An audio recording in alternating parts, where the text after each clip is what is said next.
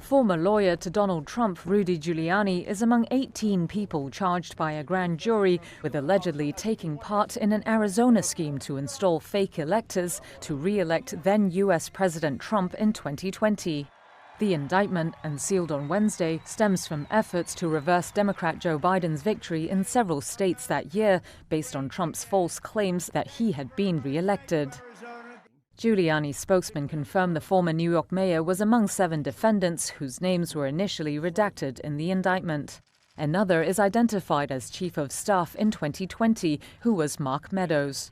Arizona's attorney general said the redacted names would be made public after serving the indictments to all defendants. The court document lists Trump as an unindicted co-conspirator under the description of a former president of the United States who spread false claims of election fraud following the 2020 election. The 11 defendants whose names were immediately made public in the indictment correspond to those who allegedly served as fake electors for Trump in Arizona.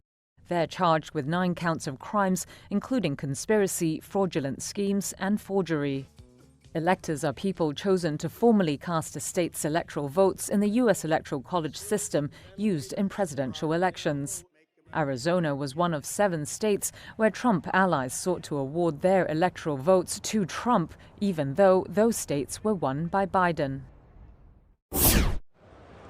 China's largest auto show opened in Beijing on Thursday, and the biggest names showed off their latest electric vehicles, underlining that in the world's largest auto market, all electric cars are the future and there's no looking back.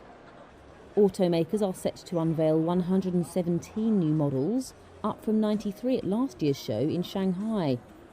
And overall, 278 new energy vehicles will go on display, which is 7 more than last year.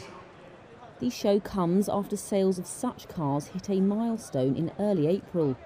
Data showed they accounted for over half of cars sold in China. Shipments have been getting a boost from a year-long price war that has sapped profit margins, as automakers strive to keep up by announcing newer, cheaper models and promotions. Crowds flooded the booths of Chinese manufacturers such as BYD and industry newcomer, phone maker Xiaomi. Its CEO said locked-in orders for the sporty SU7 sedan, its first car, had hit over 75,700, and that buyers included owners of cars from brands like BMW and Audi. Foreign automakers have been scrambling to reset their China strategies and catch up with the electric shift. At the show, they touted plans to invest more in local production and research, with Japan's Nissan and Mazda unveiling cars tailored for Chinese drivers.